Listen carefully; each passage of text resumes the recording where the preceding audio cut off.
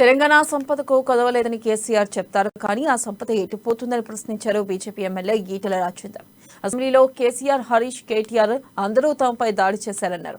Double బెడ్రూమ్లు మంజూరు చేసింది 2.91 లక్షలని, కట్టింది 1 లక్ష మాత్రమేనని చెప్పారు.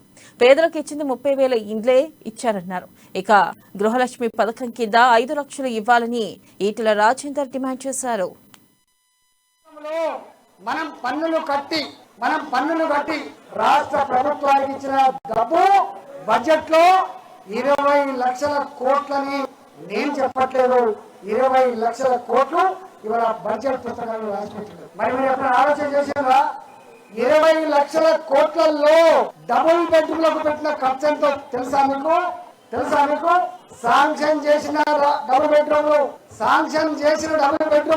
2,91,000, కట్టినమని చెప్తున్న డబుల్ బెడ్రూమ్లు 1,00,000, పంచినమని చెప్తున్న డబుల్ బెడ్రూమ్లు 35,000.